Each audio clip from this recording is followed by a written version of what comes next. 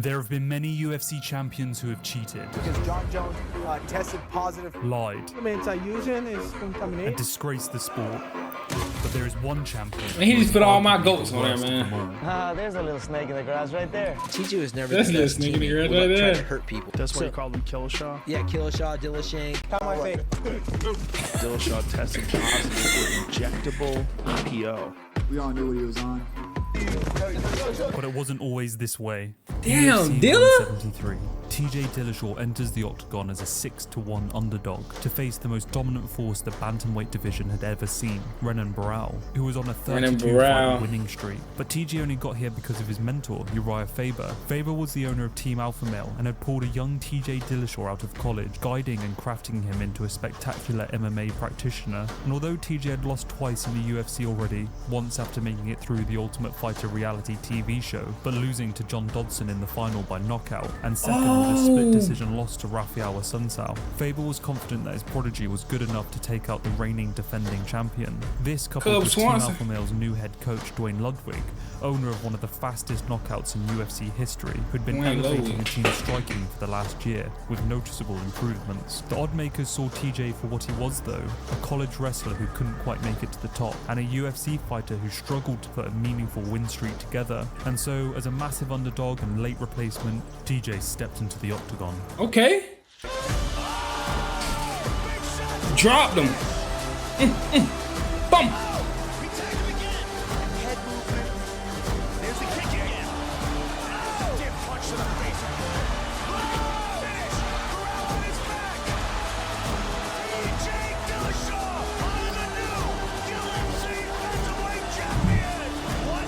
Oh, he won a championship? How did he get a title shot then? Hold on, how did he get a title shot? If well, they say he got it because of Uriah Faber, so I'm tripping. Hey man, shout out to this man right here, bro. The academic, man. Shout out to him, man. Winning the UFC title is a moment that's... Hey, but look, like, comment, subscribe, bro. Y'all already know what to do. Hit the notification bell so you can get every post when it drop, bro. Y'all want to see more videos like this, man?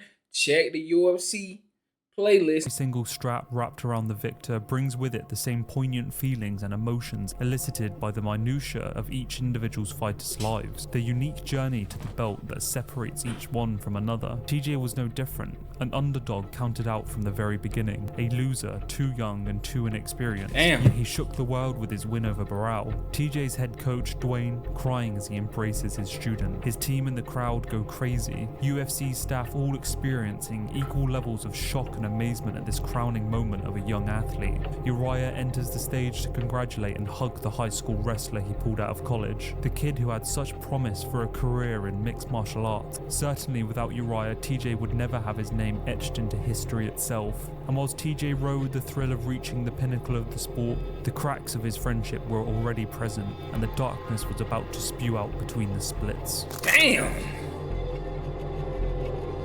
Dwayne Ludwig decided in January to leave his native Colorado and accept a job in Sacramento, California as Team Alpha Male's head coach. Damn, where? Oh, this was before. Before gym departures, and before a drug cheating scandal to shock the sport. This story starts in Sacramento, California, home to Team Alpha Male, a squad of elite fighters that for a long time had been dominating the lower weight divisions. Members included the likes of Chad Mendes, Joseph Benavidez, and Josh Emmett. For a long time, Uriah Faber served as a head coach of sorts, but as an active fighter did not provide the best platform to have his attention solely on elevating his team. So a year and a half prior to the TJ Barão fight, they hired Dwayne Ludwig, a man who quickly and effectively improved the entire team's striking. Started was Uriah just texted me one night and said, Dwayne's this your number? I said, yeah, we talked that night. He brought me out, my wife and I out for a seminar, mapped out Sacramento, and then started coaching the guys. You know, I'm getting way more credit than I think I deserve. I don't actually do that much. I just give them ideas, and these, athletes just running with it. So it's going good, man. I'm definitely happy. I'm much happier now outside the cage than I was inside the cage. Legend in our sport, in my opinion. He's a guy that's won kickboxing world championship. The fact that we got a guy like Dwayne Ludwig, who I just feel was really the missing link to Team Alpha Male. He's just brought a little bit of organization. We've always been a good team. We've been here supporting each other, coaching each other. But it's hard having fighters coaching fighters. Team Alpha Male fighters have gone undefeated in 10 UFC UFC fights. It's one thing for us to say, oh, we're feeling better. It's awesome to have a coach, but I think the results are showing it also. We all look a lot cleaner. It was the perfect. I like Joseph Benavidez though. Undefeated year working with Dwayne, Team Alpha Male looked unstoppable. The team in all the post-fight interviews had nothing but admiration and gratitude for his coaching. But as with all things, what looks like a perfect story on the surface lies underneath a more disturbing reality. A couple months before TJ would claim the title of bantamweight champion, Uriah would advertise the spot for a new head coach at the gym. It would transpire that Dwayne, not happy with his paycheck, would be taking his expertise to Colorado in order to build his own team from the ground up. In what should have been a fairly simple split and departure for both sides, and amicable parting of ways, got caught by the media, who in all their twisting and prodding managed to dredge up truths and pains that otherwise should have been left out of the public domain. Like I'm doing good. Like at first things were rough for sure, like 100%. They weren't easy for me out here, and then made some decisions, some changes, and the team ended up, we renegotiated our deals. It was a little bit different than what I thought it was, so we renegotiated in August, and the guys have been taking care of me. It's not for money, although like I don't make a lot of money in any one thing. Like I don't make a lot of money from the team, but I do okay from the team. I do okay for my business. I do okay for my seminars, my other things. So together, I do good. Yeah, Dwayne's did a great job running his practice, and he was passionate about his stuff. We implemented a lot of his drills during our set practices, and it turned out great. But he was a little difficult to deal with here and there, and so actually it's kind of a breath of fresh air to have parted ways. In what might seem like parting words of a fairly innocuous and seemingly numerous situation in the world of MMA, were actually the foundations of a rift to come that would split the gyms in half. In those words from both parties were buried bitterness and resentment that would soon be uncovered. But for the meantime, the story faded into distant memory.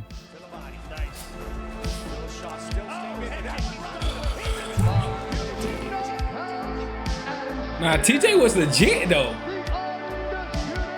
TJ was legit,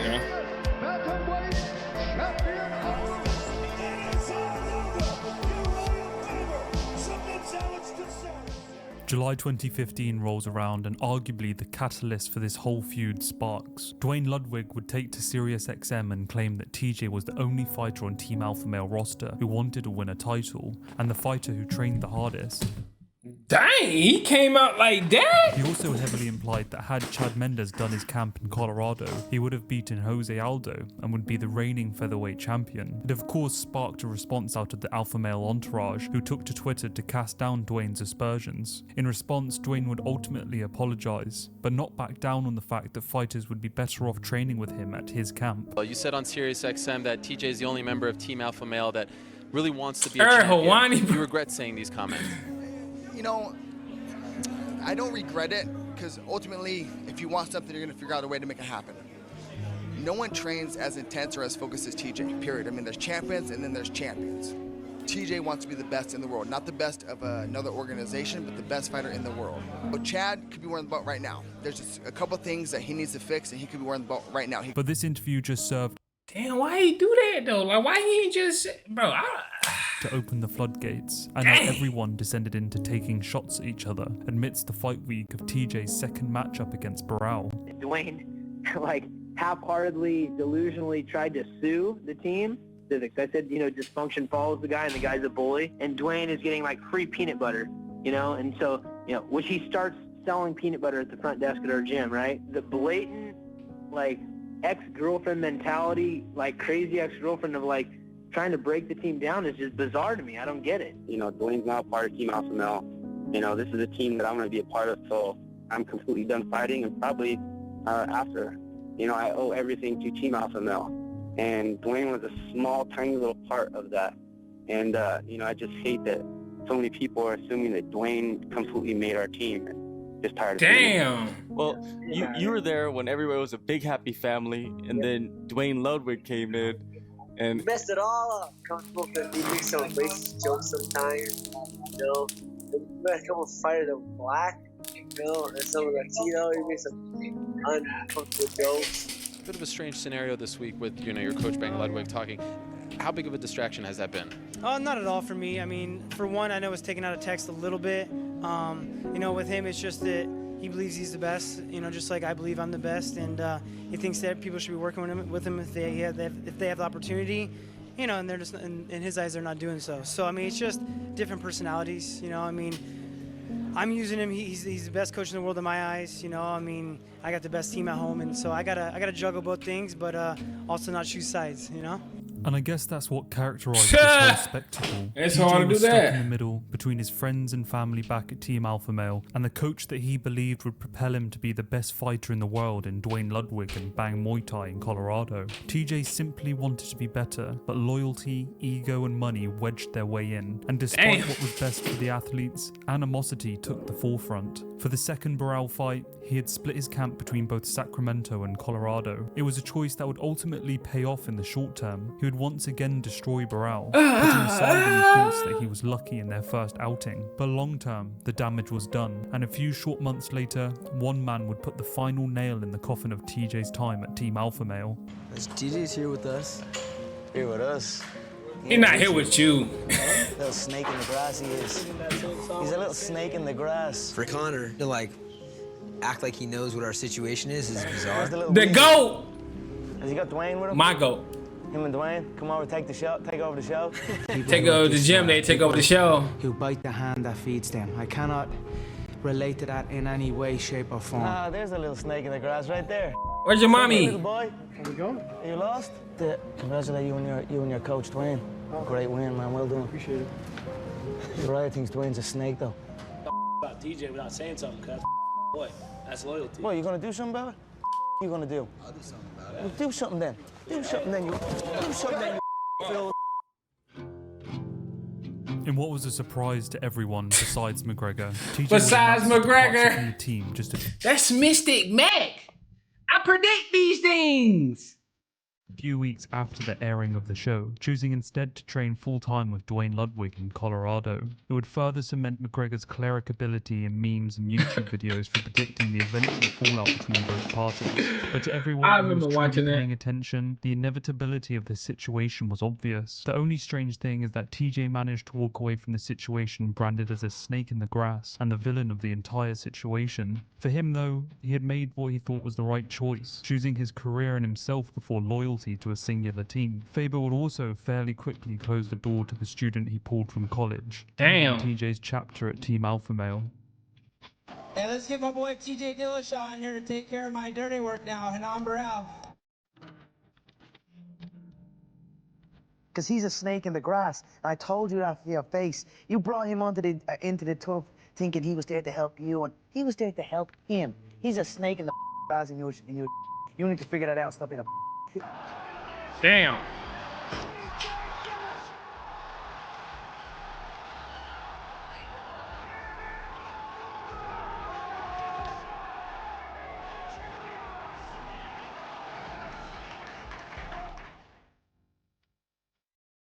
Damn.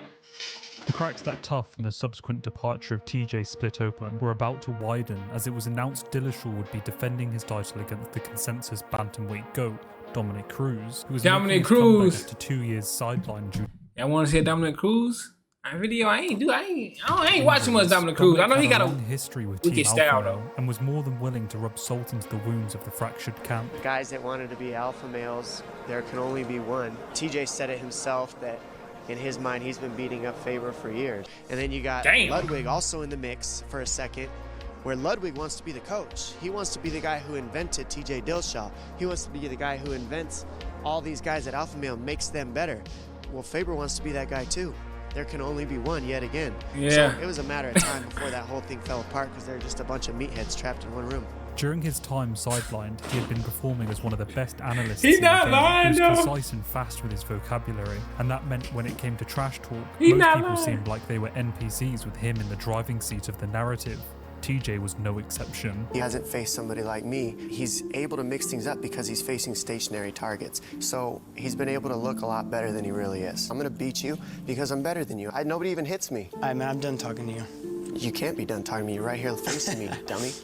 Dummy. You gotta talk to me. You have no choice. You got nowhere to go. Keep talking. The fissures were being exposed by Cruz one minute detail at a time, and as he fanned the flames, Uriah saw the opportunity to wedge himself in and get a title shot over whoever the winner was. Dude, we're friends if you want to be friends. All right. Is Zuffa gonna let us not fight each other? I think that's probably not gonna happen. The build up to this fight proved that Team Alpha Male had truly left TJ behind, and both sides were willing to exchange barbs in order to discredit the other. I didn't ever suspect Uriah of acting the way he's acted, very childish, you know, trying to talk as much trash on me as possible, almost bringing his name into the limelight by talking trash about me. Much to the amusement of Dominic, who continued to stoke the fire. I think you're scared of Dillashaw because you don't lose to your grandson. He was telling me about how he used to work you and you're like a dinosaur. Regardless of the rift, TJ remained focused on the task at hand and was ready to end the legacy of Team Alpha Male's walking kryptonite. Dominic may have been absent from the fight game, but his performance proved that time under the bright lights does not determine success. Ring rust, merely a subjective anchor chained to the mentality of fighters more willing to romance with excuses over fact. Cruz was building an inspiring story of his own, of which TJ was relegated to a footnote. 49-46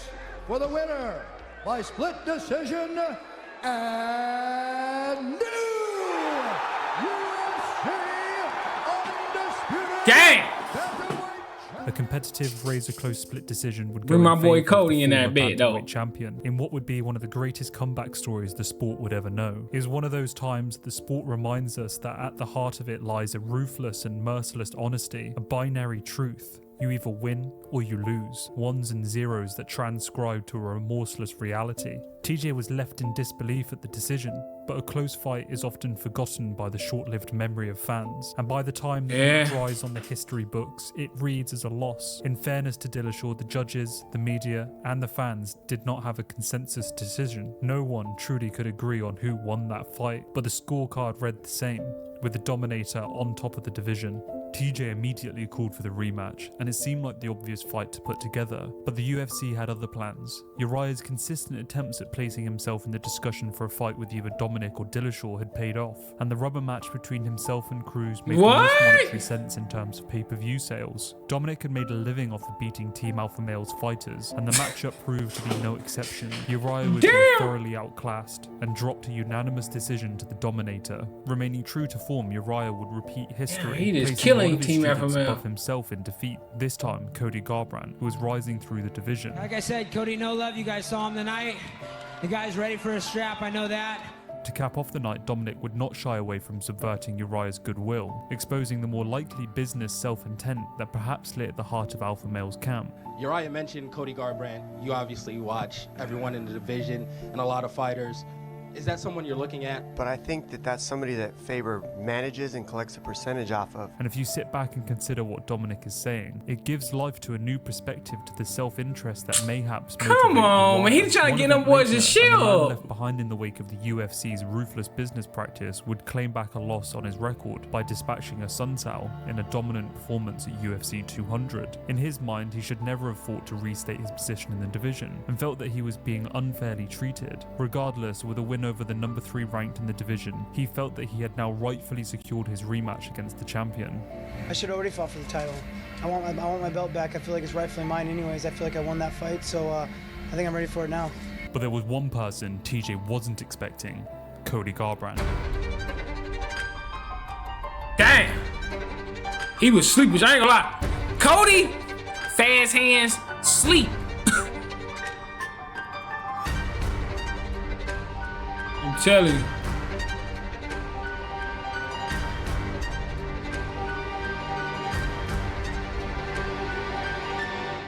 UFC 202 would chuck a spanner in the works in the form of Cody Garbrandt, who had been notching wins into his undefeated record and had quite perfectly timed himself a backstage drama with Cruz. Coupling this with his dominant and decisive win later in the night over top 10 Mizugaki was enough for Dana White to sign off on a match between the two. To add insult to injury, TJ would have to once again fight for his chance to contend for the title he lost, this time on the undercard of Cruz and Garbrandt, an insult to a former champion who had surely earned his rematch. Dominic had stayed true to form, embarrassing the tongue-tied Garbrandt all the way to the octagon doors. I never had to chase pussy in my life. On December 30th, I ain't doing it.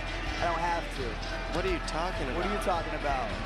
Putting out a bunch of nothing, just a bunch of opinions that have no validity behind them. There's nothing behind that. Nice word. You don't even know what it means. Spell it. But when they shut, the embarrassment would soon backfire. If there was not a physical manifestation for the old adage, eating your own words, then Garbrandt's dismantling of the consensus best bantamweight of all time was this is clearly a crazy. strong contender for it. Cody put on a performance so remarkable it had made him a star overnight. A performance that to this day remains one of the best title performances of all time. I ain't gonna lie, it Cruz was. would ultimately turned down a rematch with Cody, finally setting up a long overdue fight. The news dropped announcing a matchup between former teammates, now turned rivals, Garbrandt and Dillashaw. But there was a twist. They would helm the 25th season of The Ultimate Fighter, and well, things were about to get nasty.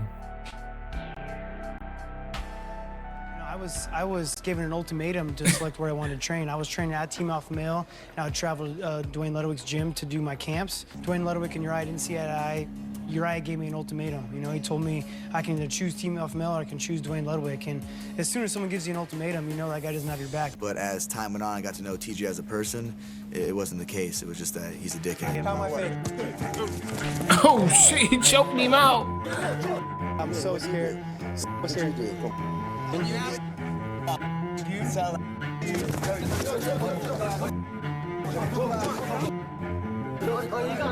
What's up, Lil? Exactly. Good.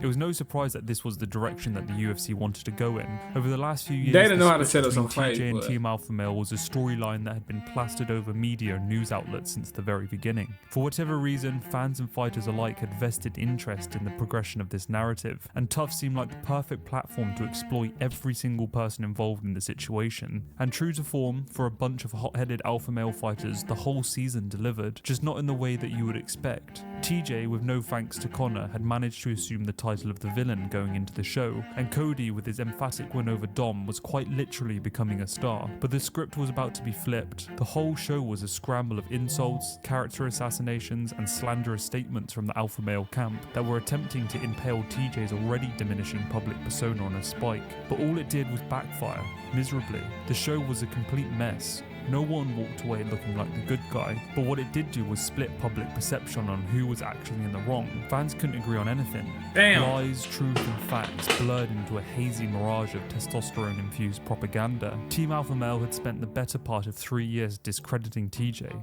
and in a lot of ways to great success. But this show served to walk back everything they ever said, and if the Ultimate Fighter TV show wasn't indicative of the bitterness to follow, then the week leading into their fight certainly delivered in manifesting every ounce of resentment between the two. Team Alpha Male had attempted to undermine and discredit TJ at every point. Bring it. How many times did I fuck you up in practice? 0, motherfucker. Exactly. We're gonna find out. Saturday, you're gonna find out. You can talk all you want, show your insecurity, show who you really are. We're gonna get out there. I'm gonna have a smile on my face. I'm gonna break your ass. And so, even after a relentless barrage, they still had another ace up their sleeve that they were waiting to deliver. Uriah and Cody had alluded to multiple times over the years TJ's inclination to cheap shot and be aggressive during practice. But what they were referring to was much darker than a simple punch at the end of a round. TJ was never the best teammate. He would try to hurt people. He's a very competitive guy, and he has a temper, and try to hurt people. How? At the end of the bell, knees, you know what I mean? That's why Chris is out, you know what I mean? Need him in the back of the head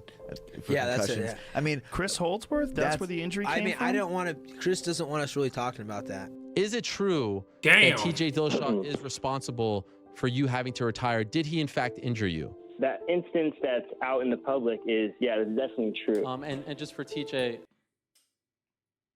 he needed him back. Why he need? What the fuck is TJ doing in practice? What's up with TJ? TJ tripping. we just wanted to ask you about what Chris Holdsworth said on Monday. It's all happened at the perfect time. You know, when it came out, the week of the fight, come on, man, this is all super predictable. Predictable. No truth to it? None whatsoever. The news served to vilify Dillashaw in ways Damn, he said no truth to it. His legacy of being a sucker puncher in practice had finally caught up with him, and this fact was hard to ever justify. The fans didn't hold back in their resentment for it either, and during his walk out to the octagon, he would be showered in chants of fuck TJ and boos. He could not have been perceived any lower in terms of public opinion. The fight to end the feud began, but it did so to the backdrop of one more skeleton Team Alpha Male dragged out of the closet. TJ had denied allegations of being knocked out by Cody in practice, but they had the footage, and after consistent threats to release it, they finally cracked a few days before the fight. Like, this is the videotape of Cody knocking out TJ, and TMZ is trying to buy it for me for 50 grand. Oh! Big knockdown for Cody. There's the horn to end round one. What in particular have they lied about in your eyes? Just everything. Just the way they handle themselves and just just everything they want to bring up. You know what I mean? It's all mental warfare. It's all things to get. Man, we're tired of hearing this guy's lies. Okay? You don't have to set up every kick. You can just blast a fucking kick if you want, like to your body, right? Not everything has to be a setup. Okay? Just blast a fucking kick. Okay? It's about keeping emotions in line. Oh man, my emotions are always in line. You know, it's something I've had. It's something I've had to learn how to control, though. You know, something I have had to do. You know, he came back and won that fight. Exactly. He had to learn how to control it after he injured his training partners. I'm always learning, brother. I'm always learning. Always getting better. It's hard to empathize with what an athlete on top of this sport experiences, but it's easy to understand the feeling of conquering every demon imaginable on the grandest stage on earth. Drop me. Damn!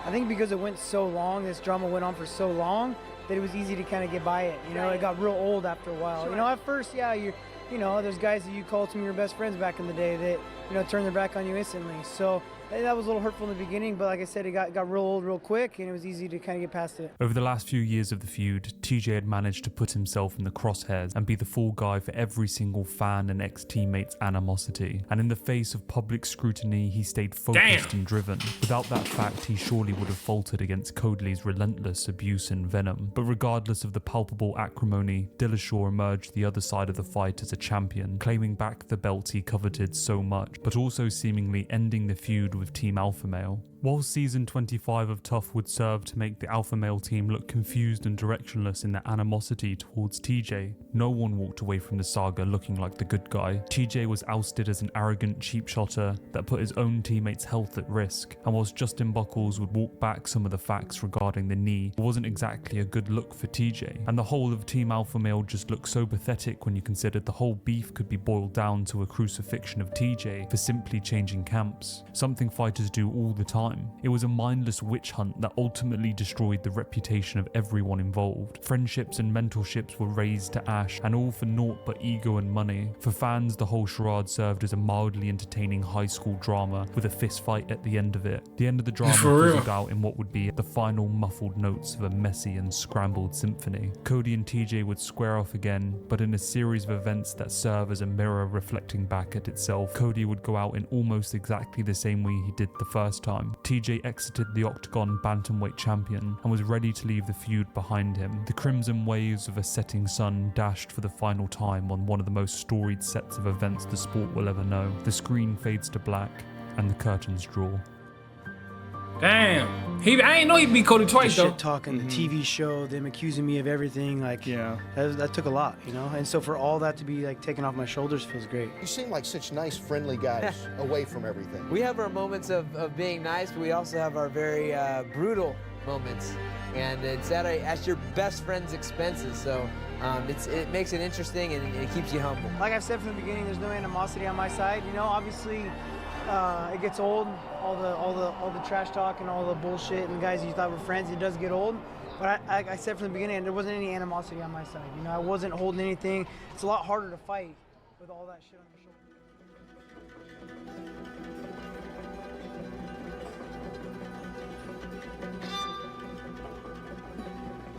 In the background of all of this, Dana White had been setting his sights on ending the division below Dillashaw's. We'll see how this thing plays out, but there's guys, even if it goes away, he was gonna fight guys DJ? like Benavidez and guys like that could move up a weight class too.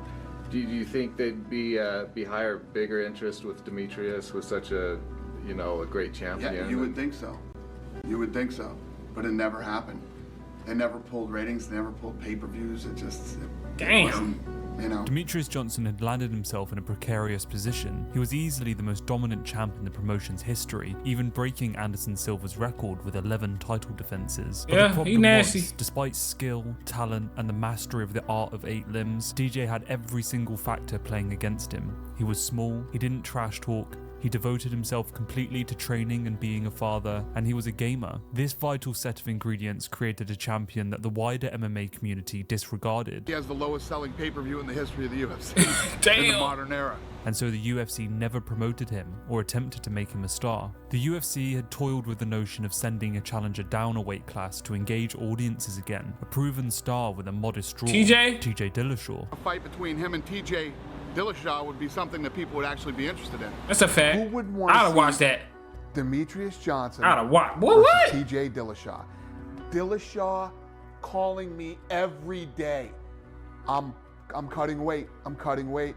I'm dieting. I'm training. I'm cutting weight. TJ wanted the fight desperately. He wanted to ascend to the heights and prestige of double champ to solidify his legacy, but Johnson wasn't having any of it. He absolutely refuses to fight the guy. Quite to the detriment of his already tarnished reputation at the company. The UFC were at a standstill with their stubborn, I guess he won champion. His pay, I guess in the video I watched, the DJ, he said his pay wasn't right. And, you know, I guess it wasn't a win-win. It was like a risk rather than a reward for DJ. They settled on sending in Henry Cejudo, a challenger who had already lost to DJ, but perhaps this time he could shake up the division and usurp the pay-per-view vacuum.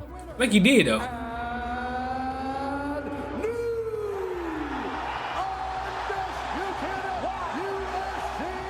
Cejudo would topple the giant, but only in a razor-close split decision. His post-fight interview showed shimmers of potential popularity. He was charismatic and addressed the elephant in the room, pleading with Dana White to give him the opportunity to make a super fight and restore some semblance of popularity to the flyweight division. I felt disrespected this whole time, you know, and America is all about winners, Joe. I want to fight the winner at 135 pounds. I deserve it. Olympic champion, now UFC champion. Henry's call-out would be answered later on that same night after TJ had reigned victorious over Cody. Henry Cejudo won the flyweight title before this fight and said that he wants to come up and fight you at 135 pounds. I think that would be a fantastic fight. Bring it, baby. Let's do this.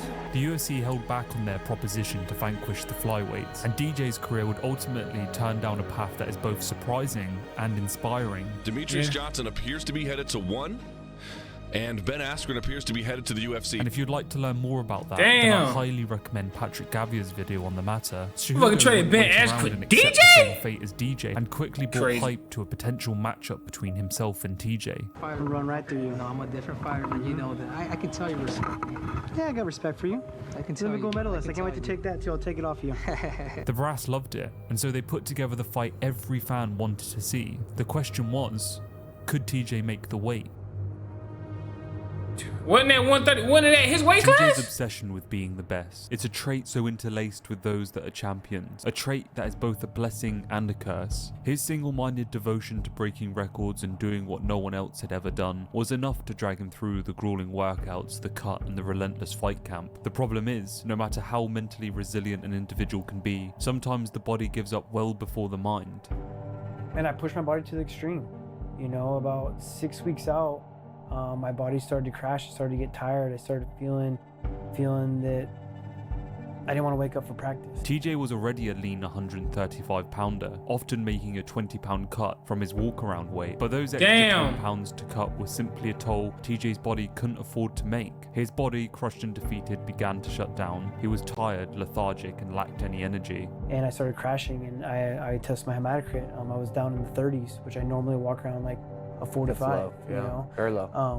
And so I was down in the 30s, high 30s, but you know, on the verge of becoming anemic. His body was done, but was there something he could take to fix this?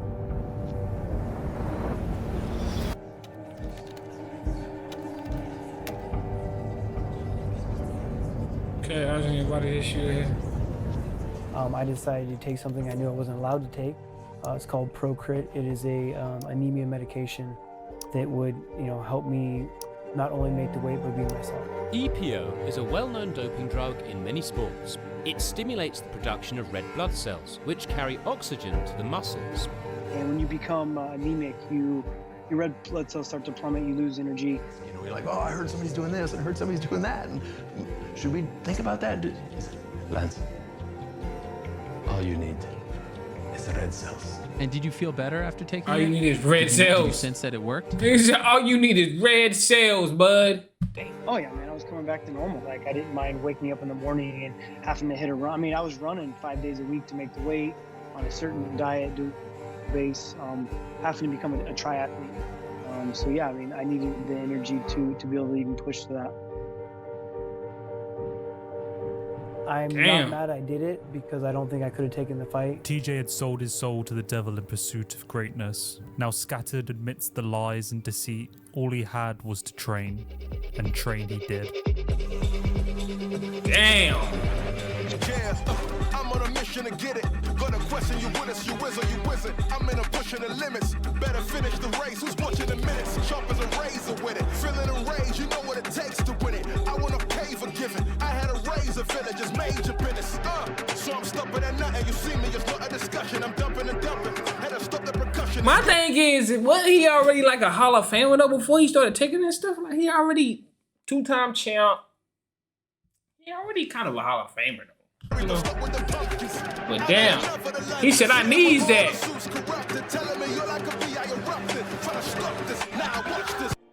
But don't when your body get tired and stuff like that, you don't want to wake up, you just force yourself to do it anyway. You just keep forcing yourself.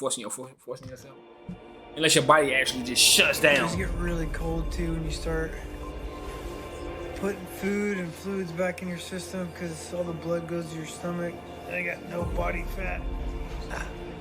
You know, all of us say, man, how do we know TJ is going to be 100% on fight night? I mean, is that a fair question? Like, if you're from the outside looking in, do you understand why people are worried that you're not going to be TJ Dillashaw? That's why this fight's exciting, right? That's why everyone wants to talk about it. It's like, that gives a little X factor. But as you can tell now, man, I'm close right now, and I got no problem. 124.6. Good job. Damn. Cejudo and his team made a big deal about TJ missing the weight, but he absolutely breezed it. Made it look easy. These guys can't wait to get at one another. Your expectations for tomorrow night, my man? Man, I'm excited. I feel so freaking good. I mean, I feel good at weight. Oh, he was coming down. I thought he said he was fighting 135, bro. So he was coming down. Damn, yeah, that hurt. Breezed it. Made it look easy. These guys can't wait to get at one another. Your expectations for tomorrow night, my man? Man, I'm excited. I feel so freaking good. I mean, I feel good at weigh-ins too, you know, being all weight. Quite surprised, actually. You deserve the opportunity. All the best tomorrow night. TJ Dillashaw, folks. Damn. Body. Ooh. Ooh, yeah. Oh, Cejudo beat him bad.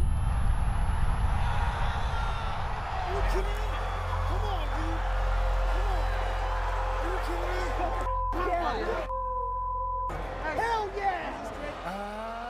Still,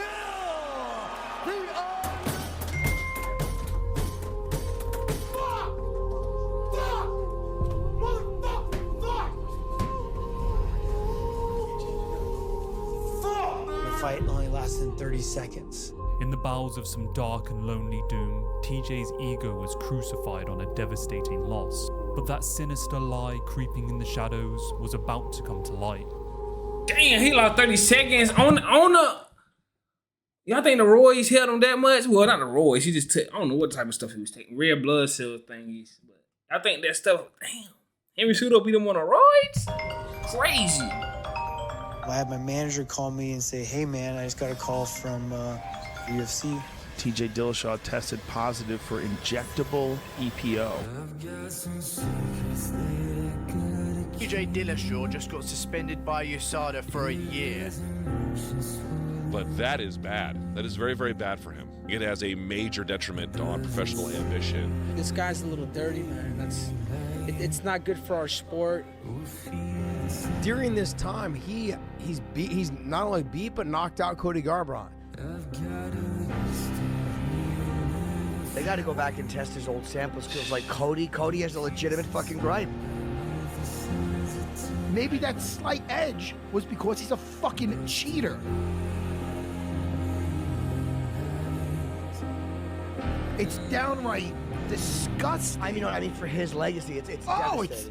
It's what legacy? Yeah. What fucking legacy? In his first public announcement regarding the positive test, TJ relinquishes the belt, and he notes this is specifically due to the respect he has for his division. But how can you talk about respect when you actively cheated in a sport that puts the competitor's health at risk each and every time they step into the octagon? There is no respect when the advantage you gain is in increased power, increased speed, and increased endurance, all specific attributes that quite literally make you more deadly. There is nothing more egregious in combat sports than placing your own ego above the health and safety of your peers. It's not a question of whether TJ can recover from this. His legacy was lit aflame the moment he took a step down this path, and as the history books are raised to ash and dust, there is no space for excuses or reason. TJ deliberately corrupted a game to eschew a level playing field, but the problem is, when you attempt to manipulate the universe, it always bites back. TJ couldn't escape fate, and no matter how hard you try, the world will always catch up with your transgressions one way or another. And regardless of whether he did or didn't cheat previously to the Cejudo fight does not matter, because the court of public opinion had already executed his legacy. Chris Holdsworth said that the truth would out in the end, and I guess we should have taken him at his word. TJ was now branded and marked and sanctioned from the sport, leaving time to slowly forget his place in the division he ruled over.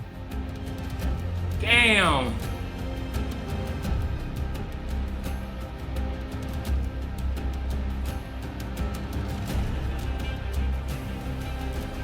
Damn.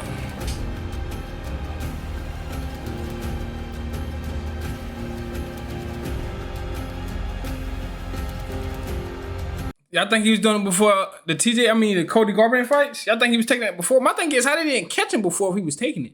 But they weren't testing for that stuff? Like, that's crazy. Damn, that's crazy. Damn. EPO replacing red blood cells. 2 years. I ain't never heard of shit. And so I'm happy to hear that. Do you like a comeback story? I love a comeback. Who doesn't like a good comeback story? Who doesn't love right? a good comeback story? You know, love me or hate me, Sure. This is going to be a great comeback well, story. And you're such a nice guy, but you are public enemy number one. Oh, when you come back, you'll Why have do you think 3, I'm dressed 4, in all 5. black? Believe me, you're going to have 3 or 4 or 5 guys saying, come on in, man. We've been waiting for you. Good. Damn. Time pressed on and the shadow TJ cast over the division slowly faded, leaving new champions to rise amidst his broken legacy. 2 years is a long time for any person to reflect on their failures, shortcomings and deceit, but the fact is, everyone is deserving of redemption, of a chance to course correct and to prove that they can move past their blemishes. We're all capable of falling short of proper moral functioning. We're all deeply flawed, subject to the pushes and pulls of life that drag us down paths we seldom wish our deepest enemies to commit to. We are ultimately not perfect, and to cast aspersions on a person we know little on, beyond his PED violations, seems so empty. TJ had a responsibility to be better, do better, and be a leader amongst his peers, fans and family. That was his duty as champion. Yes, he did fail at it, but would we have fallen victim to the same weaknesses so present in TJ? It's not a question you can answer. We are not privy to the minutiae of his life. We are not present in his thought stream. We have no idea what pushed him to fail so miserably. But if you claim to be so free of sin, then you are simply a liar. Yes, we can feel let down or betrayed by him, but to be so insulting, insensitive, and to hold it against him for the rest of his career, to me just lacks any modicum of empathy. TJ lost more than we can truly appreciate. He lost his legacy.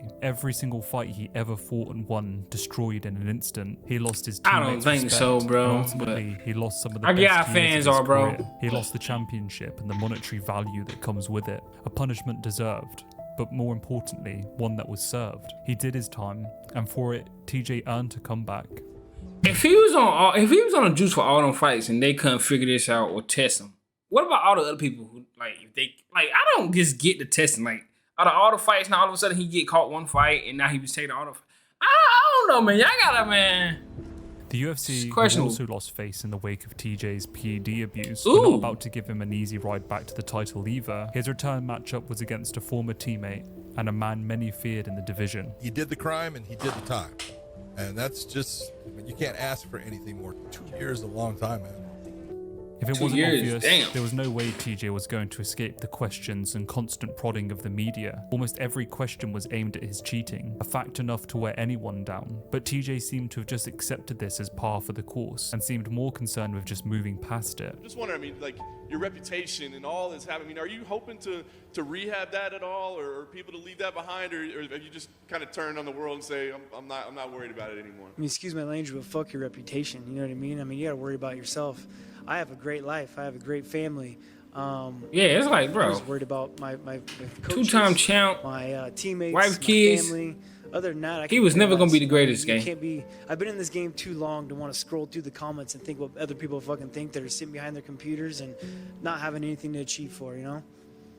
You know, man up to your mistakes. You know, I mean, everyone's got skeletons in their closets. Everyone makes mistakes. I feel like it's how you handle it and how you bounce back from it really show your true character. And if you're, I thought he got put in a triangle. I don't fucking trust you anyways, because everyone has. You know, I mean, and now it's just me being able to save face and do whatever I possibly can and apologize and work my ass off. I mean, I know that there's no one in this game that'll work harder than me. I've proven that, and I will come back and I will be back on top. And that is a guarantee. For the winner by split decision, TJ. He got it done. He got it done.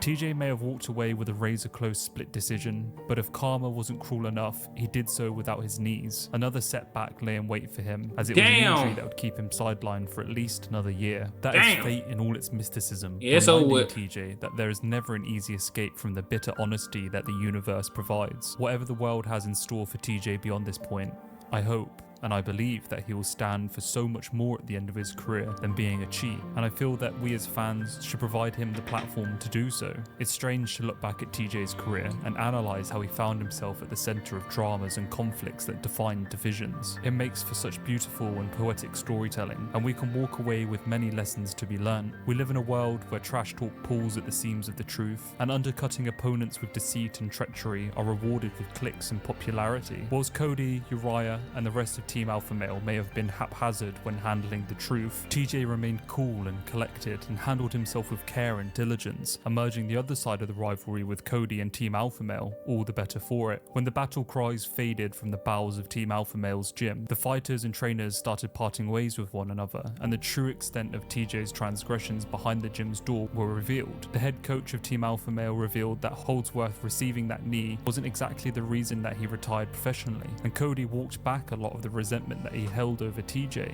Cody even leaving Team Alpha Male himself. The fact is though, if you can put cheap shotting, egotistical tendencies and arrogance down to the personality required to be the best in the world, it is simply impossible to ever justify an athlete who sells his soul to the devil in order to win, especially— Well, hold on. Yo, these videos be like, they be like, that's the thing with me, bro. I agree with the dude making the bid, like, oh, this steroids can't cheat, but when he get to selling your soul to the devil, what is you talking about, man? My body was failing me, bro. It ain't like he was like, it was cheating, but come on. When we are dealing with a sport that can and has killed people, Crucified. Dementia, slurred speech, and injuries. First of all, you going to a fight, boxing, UFC. I don't watch plenty of fights on this channel, bro. That's what you going in knowing, bro. That can happen with regular fighters, no steroids. You can get dementia. You get punched in the head for a living, bro. You can't the just— second half of their lives. To add an unfair advantage to your power, Stop speed, it. and ferocity, you willingly endanger your peers' lives, and that is truly disturbing. But TJ's life beyond getting caught— That is truly disturbing. He can and will never get away with deception. Something will always correct the natural flow of life. TJ now has to live with that fact. But to be honest, I'm not sure he cares what you or I think. The man is more concerned with one thing and one thing only, and that is being the best, not only for himself, but his family also. It's never too late to rewrite your story. I care about what Nigga, you shouldn't have cheated, though, I ain't gonna lie. When he watches my fights, how he's gonna see my story and how I dealt with adversity. You shouldn't have did them EPOs, though, I ain't gonna lie. Them EPOs fucked you up. Yeah, they fucked you up, I can't lie. Yeah, you shouldn't have did them. He a cheater. He a cheater for sure, Ski, but damn, bro. So he sold his soul. Hey, man, like, comment, subscribe. Let me know what y'all think in the comments, bro. I am not on TJ's side, by the way. Do not come in my comments saying, you go on steroids, bro. He's a cheater, I understand. Dude in the video just crucify him to death, bro. Look, man. Play the playlist. But look, man, like, comment, subscribe, man. Hit the notification bell to get all the videos